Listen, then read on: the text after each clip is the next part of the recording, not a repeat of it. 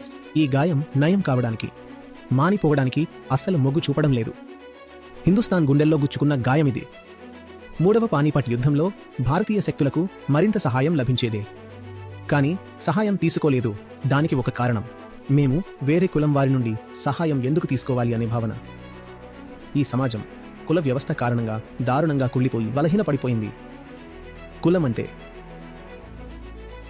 మీ అదృష్టం మీ పుట్టుకతోనే ఖరారైపోయింది, నిర్ణయించబడింది.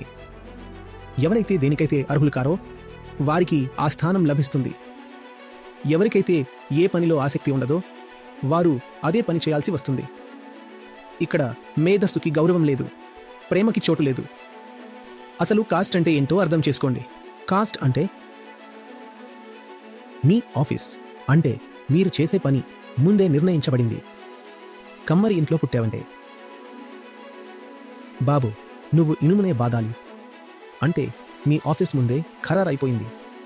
ఇక ఇంటికి వస్తే ఇంట్లో ఎవరు ఉంటారు? భార్య లేదా భర్త. పెళ్లి కూడా మీ కులం వాళ్లతోనే చేసుకోవాలి. అదే ఎండోగమి. ఇక్కడ కూడా మీ వివేకానికి, మీ ప్రేమకి ఎటువంటి స్థానం లేదు.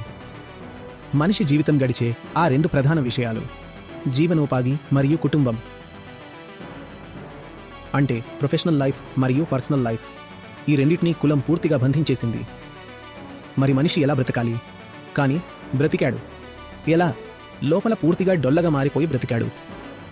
మీరు అలా తయారైనప్పుడు మీ జీవితంలో ఎటువంటి నిప్పు, ఎటువంటి ఉత్సాహం మిగలదు.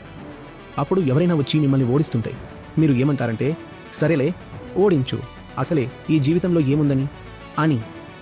ఇష్టం లేని పని చేస్తున్నాను, ఇష్టం లేని వ్యక్తితో పెళ్లి జరిగింది, ఇక ఈ జీవితంలో ఏముందని. నువ్వు నన్ను ఓడించు, నన్ను బానిసను చెయ్యి, ఏదైనా చెయ్యి, చెప్పు ఏం చేయాలి? మీ ఆజ్ఞలను కూడా పాటిస్తాను. ఎందుకంటే ఇప్పటికీ నేను ఎవరో చెప్పిన ఆజ్ఞలనే కదా పాటిస్తున్నాను.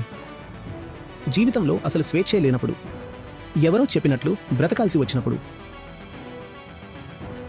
చెప్పండి దురా, మీరు కొత్త యజమానిగా, కొత్త రాజుగా వచ్చారు కదా, మీ ఆజ్ఞలను కూడా పాటిస్తా.